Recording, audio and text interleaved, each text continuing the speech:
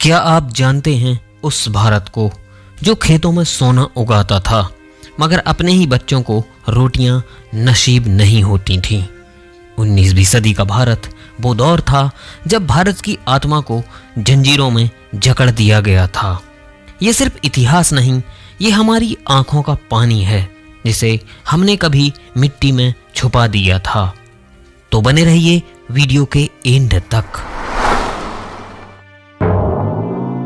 19वीं सदी में भारत एक अमीर देश था, लेकिन भारतवासी गरीब हो चुके थे। ब्रिटिश ईस्ट इंडिया कंपनी ने व्यापार नहीं शोषण किया।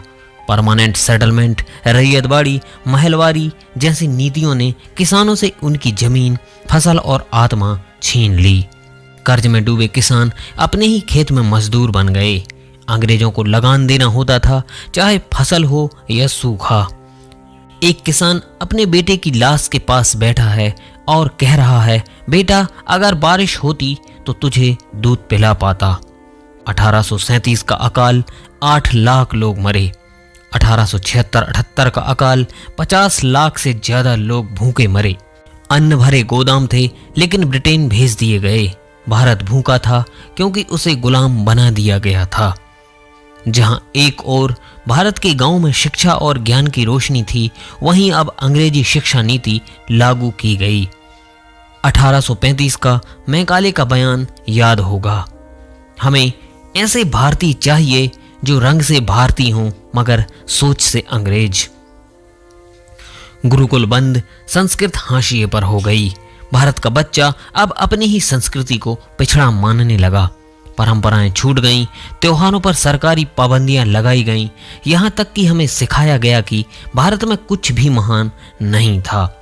हमारा आत्मगौरव छीना गया और उसकी जगह दी गई हीन भावना की एक जंजीर। और फिर उठी एक चिंगारी। 1857 में मंगल पांडे की गोली सिर्फ एक सिपाही की नहीं थी, वो एक पूरी पीढ़ी की पीड़ा थी। लक्ष्मीबाई, तात्या टोपे, बहादुर शाह जफर, हर किसी ने एक ही सपना देखा, भारत को वापस उसका गौरव लौटाया जाए।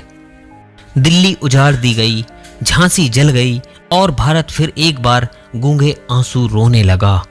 शायद इतिहास की किताबें कभी नहीं बताएंगी कि उस दौर में एक आम भारतीय की जिंदगी कैसी थी। किसान अपने बेटे को गिरवी रखता था और बेटा जब जवान होता वो अंग्रेजी सेना में भर्ती हो जाता, उन्हीं के लिए जो उसके घर जलाते थे। औरतें चूल्हे की राख में चावल की 2 बूंदें ढूंढती थीं, बच्चे भीख मांगते थे और बूढ़े मंदिर के पीछे दम तोड़ते थे। ये सिर्फ गुलामी नहीं थी, ये भारतीय आत्मा की हत्या थी।